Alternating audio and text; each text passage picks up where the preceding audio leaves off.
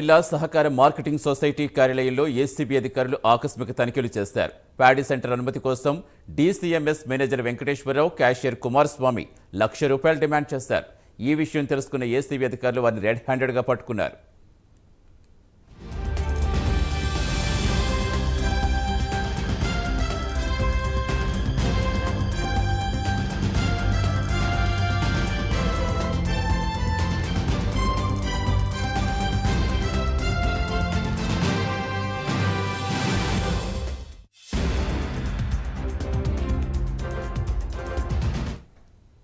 కరీంనగర్ జిల్లా సహకార marketing society కార్యాలయంలో ఏసీబీ అధికారులు ఆకస్మిక తనిఖీలు చేశారు. ప్యాడీ సెంటర్ అనుమతి కోసం DCMS manager Venkateswararao, cashier Kumaraswamy ₹1,00,000 demand చేశారు.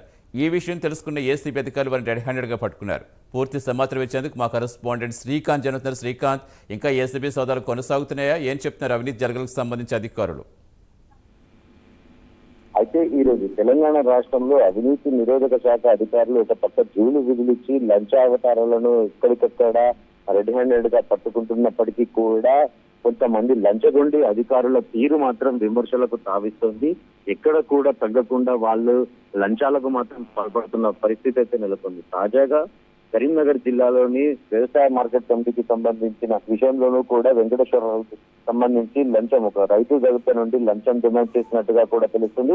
అయితే ప్రతి విషయంలోనూ చేతులు తడపందే పని చేయమంటూ కొంతమంది అధికారుల తీరు మాత్రం సర్వత్రా విమర్శలు వెల్లువెత్తుతున్నాయని చెప్పొచ్చు. ఏసీబీ అధికారులు రెడ్ హ్యాండెడ్ గా కూడా జిల్లా సహకార మార్కెటింగ్ సొసైటీకి చెందిన కార్యాలయంలో మేనేజర్ వెంకటేశ్వరరావుతో పాటు క్యాషియర్ కుమారస్వామిలను కూడా లంచం తీసుకుంటుండగా ఏసీబీ అధికారులు రెడ్ హ్యాండెడ్ గా పట్టుకున్నారు. అయితే ధాన్యం కొనుగోలు కేంద్రం ఏర్పాటుకు సంబంధించి లంచం డిమాండ్ చేశారు. దాదాపు ₹8,00,000 కూడా డిమాండ్ చేసినట్టుగా కూడా తెలుస్తుంది.